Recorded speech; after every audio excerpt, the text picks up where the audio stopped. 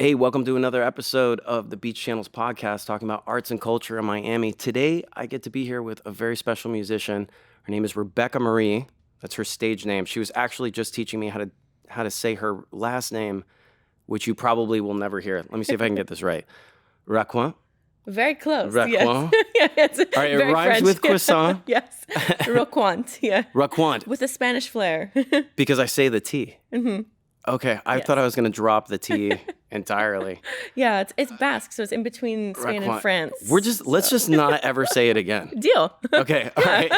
Don't tell your parents I said that. Okay, yeah. Yeah. Are they going to be mad? No. No. Your parents are very involved in your career. Yeah. Yeah, you told me earlier that your dad is also your legal counsel, Yes. which is really helpful, Yeah. especially to a musician who's about to be the proud owner of her first fully original album, Yeah. which is self-produced, right? So yes, and I worked with Carolina. She is the executive producer on that. So I'm a singer-songwriter. So you got produced. I did, yes. You didn't have to produce yourself. No. In there. Okay. Yeah, it's a big to do. So. It's a really big deal to independently come out with an album. Like it's tough. I want to Yeah. talk to you about just your whole career as a musician, and I also understand that you're a musical therapist too, or a music therapist. Therapist, yes. Is that what we say? Yes. Yeah. Okay. Yeah. Just show me what it says on your card. Exactly. She's a therapist who's kind of musical. Exactly. Board certified even. Board so- certified. Yeah. Most of my doctors aren't, and I Yeah, found out that fair. was a thing recently. Like, oh, you could be bored? Right. That's terrible that I didn't even look at that. All right, so you're board certified music Yes, therapist, yes. and you've been a musician for a long time. Can we just talk about like how you came up? And you kind of have to like fight your way through gigs as a cover artist too and stuff like that. Would you try to Yeah. like sneak originals in the whole time, or did you kind of like really cut your teeth on being a cover artist? I would say, I mean, the musical journey, is a long one. So I started out when I was 5 playing piano, grew up in the church playing there, was writing songs in math class in high school. And I didn't do anything with that originally. And then I went to school for music therapy. And I joined jazz band. I was like, this is really cool. Being able to do really cool chord progressions. And then I came over to this coast from Fort Myers, where I grew up, for my internship in music therapy.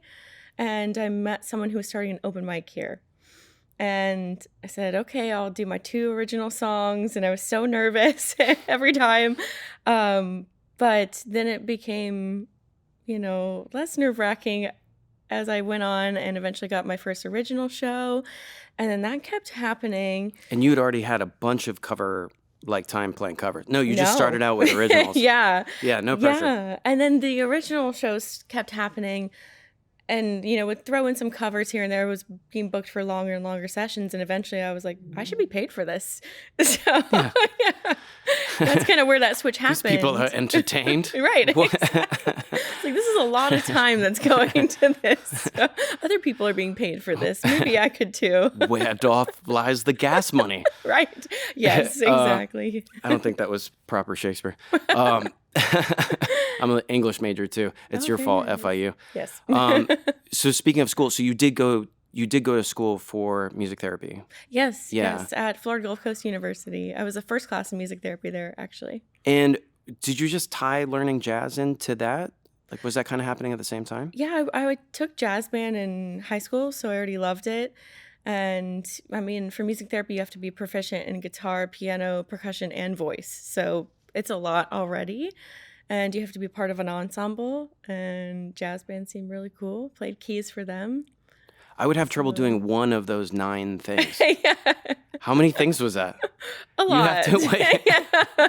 Why do you have to be proficient in all those things? That's crazy. You have to know, I mean, different instruments are important for different approaches. If we're working on finger dexterity, that's better for piano. But if we're working on a whole arm movement, guitar's better. Yeah. Or percussion, getting emotions out. So the different instruments are used for different reasons. Absolutely. Yeah. Do you have to play them all at the same time? Luckily, no. Okay, all right. Yeah. Like this is the strumming arm and this is the dexterity finger Exactly. arm. It's happened, trust me. Some music therapist somewhere has done that. Do you feel like so from your music, first of all, your voice, I have to say, is incredible. Like Thank the you. first thing that it makes me think of is this is why they make churches echoey. Like Ooh, I that's like what that. that's what Yeah. your voice makes me feel. Mhm. It's I don't want to say it's operatic, but it has Mhm. this like, because I don't want to offend it with that. Well, Yeah. that's funny that you say that Is that okay because, for, yeah, yeah, go I ahead. majored in voice in college and I studied opera. So there is some operatic influence there, I would say. It's so stunning, Yeah. and anybody who hears your music is that's the first thing that they're going to pick up on. Mhm. You know, if there's any old people in the audience like Tory fans, like that's my stuff. But Love like, it. I don't know, is that an okay person to relate you to? Like Yeah, that could just fill a church, really. absolutely. Like I mean, and I grew up playing in the church, so all that's familiar to me. And yeah, I love when people say, "Oh, your music is angelic or ethereal," and it feels, more existential. it. If I can say, I feel like the lyrics are really grounded, Yeah. and there's stuff that you can really relate to, and yet when it's coming out of you, it's completely angelic Thank and you. ethereal. Thank you. That's Yeah, wonderful to hear. absolutely. Um, can you tell me about like just constructing a song for you? Yeah, absolutely. I'm glad that you mentioned the lyrics because I actually write the lyrics first. I know some songwriters will do the music first or the lyrics, and I'm very lyrically influenced. So most of the time I'll be walking late at night or in the car and really trying to work through something. And I usually don't feel better until I write a song about it, until it's out of my body. And maybe that's a music therapist in me, but I write down the words, I get all those thoughts out of my head, and then I try to think of what feeling goes along with that, whether it's going to be guitar, piano, fast or slow, major, minor, really to match the mood of whatever I'm trying to say. From the music therapy standpoint, if you could just tell me really quick, like if it's kids or adults, like how Mhm. you work and how your music therapy, I guess, concepts like affect your music writing, your songwriting. Absolutely. Yeah, I'm finding more and more that it's intertwined heavily for me. Um, and that's also why my album name is Feel to Heal. So that's my motto in general. Um, so I work currently in hospice full time for music therapy. Music therapy can be many different populations, kids with disabilities, veterans. It started with veterans in the 50s, and mental health places, hospitals, NICUs. But I am at the end of life with the elderly, Alzheimer's, dementia, and just seeing how music is hardly ever touched by disease and really powerful. That's incredible. Yeah.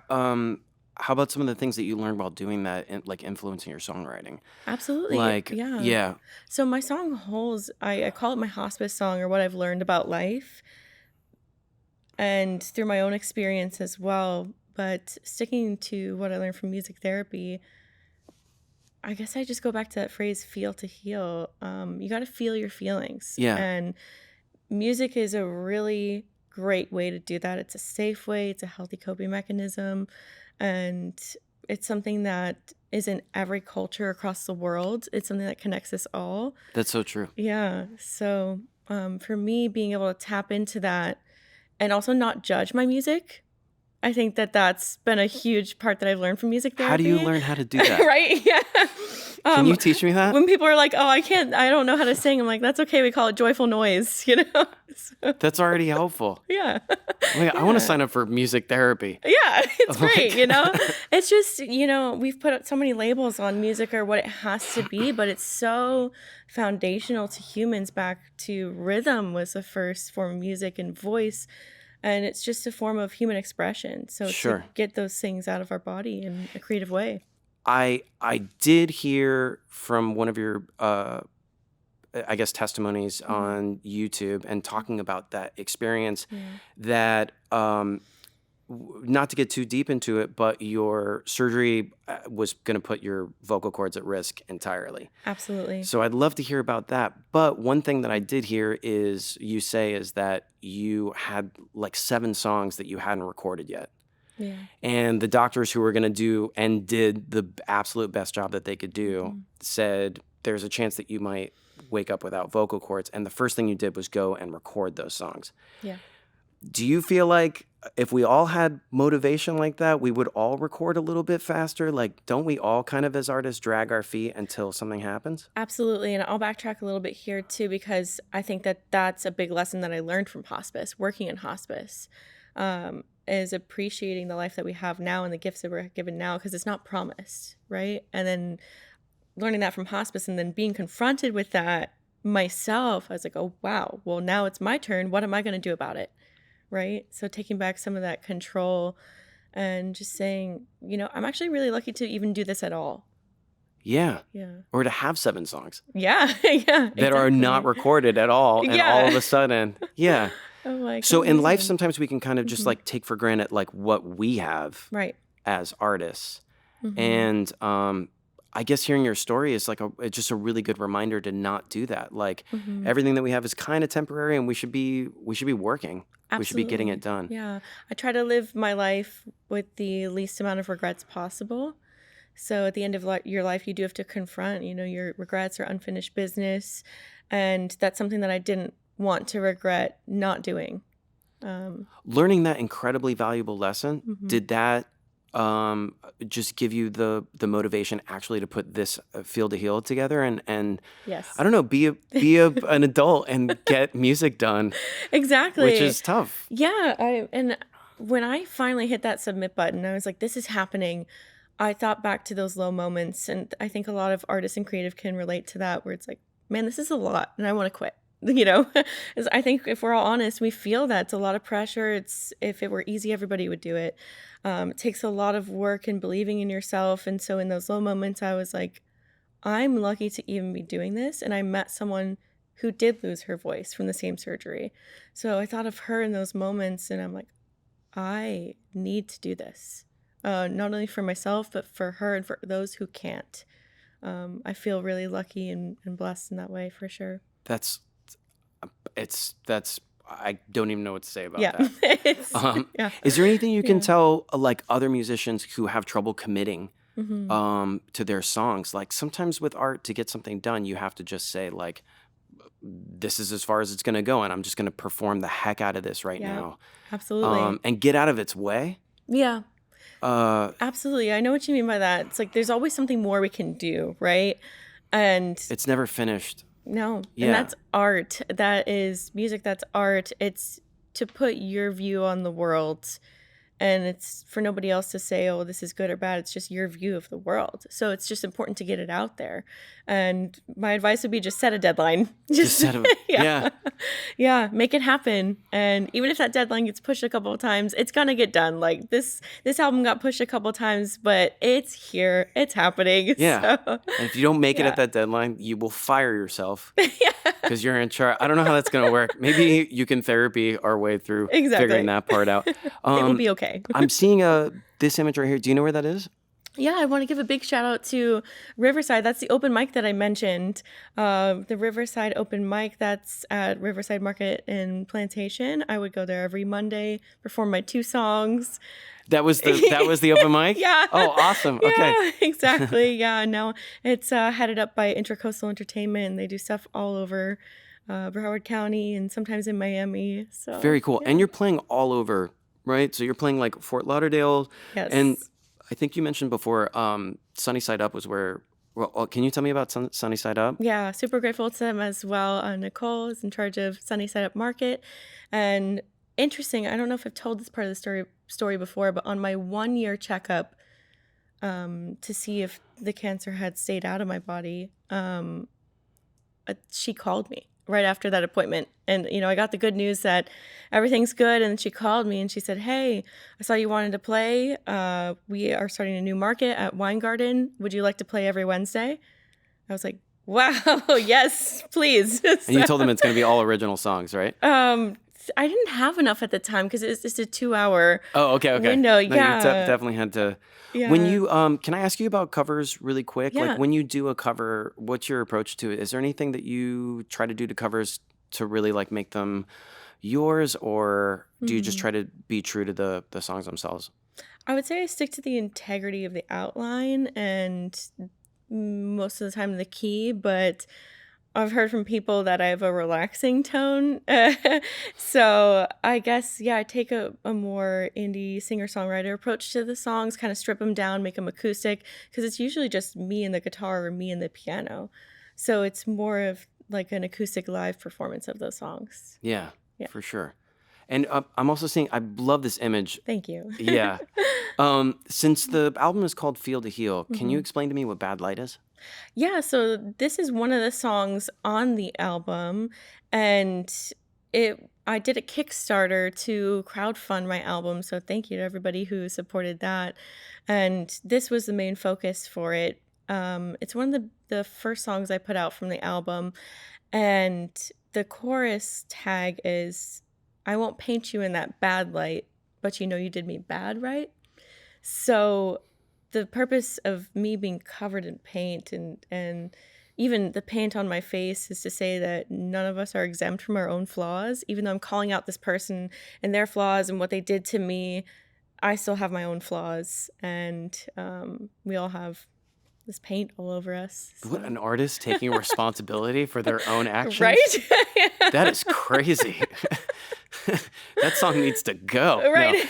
No. That's an excellent interpretation. I definitely heard that. Also, there's a couple other songs. So Bad Light is going to be on Feel to Heal? Yeah, that All one's right. already out. We remastered it, and it's going to be on the album. And we're going to do a little teleporting here, but I'm privileged to know that your CD release is going to happen tomorrow. But by the time this interview comes out, it will already happen. So how did it go? It was amazing, response right? has been incredible. Yeah, absolutely. I mean, even It was such a great night. Yeah, it was incredible. Yeah, best night of my life. Right. And you got signed. Yes. Yeah. Or an offer, but then they told Yeah. you, but you denied them and just Right. said, I really need to stay independent. Right. Yeah, Can you, exactly. it's, so doing a Kickstarter successfully and creating an album out of it, Yeah. I thought that was like the way to do it in 2010. Right. Yeah. Does that still work? For me, it did. I did it around my 25th birthday and my 1 year cancer free. And I really went into the story behind why I want to do this. And I know that when you're asking people for money, you can only do it once usually. So I'm like, let me make it a big deal. Yeah. And I'm really grateful to have a lot of support, a lot of incredible people. And I think we underestimate the emotional side of why people want to buy into things and Yeah. give them a reason to. That is one really cool thing about Kickstarter is you can tell a story Yeah. around an album. And then the album gets like born out of that story. Yeah. And I don't think that there's any story more like important or reflective of the origin of an album than yours. Just to, but we touched on it before, but I did hear that you literally woke up from surgery and didn't know whether you were going to have a voice or not. Yeah. So just to go back to that Yeah, really absolutely. quick, you got those 7 songs like locked down and recorded, Yeah. and then bravely went into surgery. When you were told by the nurse as soon as you woke up that you actually did in fact have a voice, first of all, I don't know how you believed her. Right. Like, Yeah. yeah. Yeah. You had to wait weeks to actually see if she was right or not. But she just came out and said, like, yeah, we were able to save your voice 100%. Did you already have plans for what you were going to do? Like, Yeah. if you got that? Absolutely. News. Yeah. And I mean, it's still emotional to this day. I'm coming up on 4 years cancer free, and it's still, I remember that moment. And, Congratulations. yeah. Thank you. But I made a promise to myself before the surgery that if my voice were saved, I would never look back. That I would just go for my dreams, go full speed ahead, and that it was kind of a sign that I was meant to do this.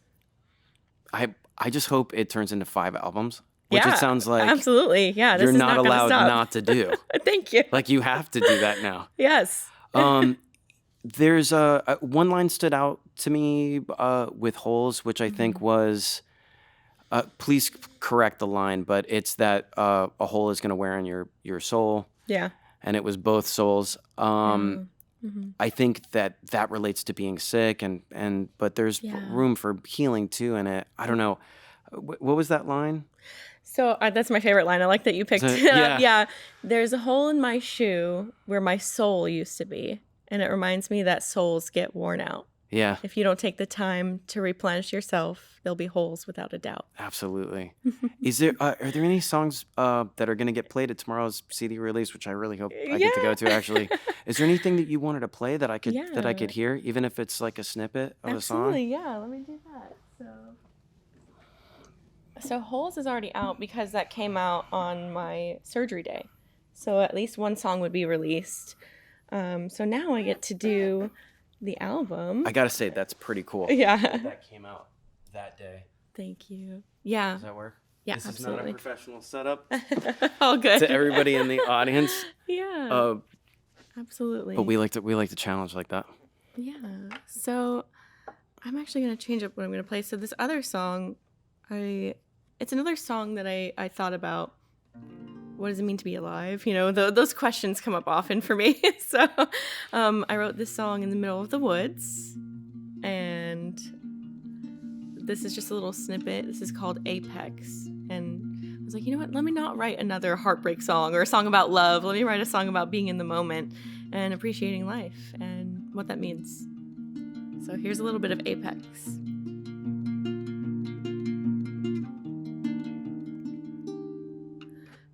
Sunlight coming through the trees, feeling of a slight breeze. All around you hear the sounds, your feet are planted on the ground. Lost within the quiet woods, thinking about what one should when they are confronted by no distractions, no more lies. Who have you been lately? Who do you want to be? What will it take? And what will you make with your life?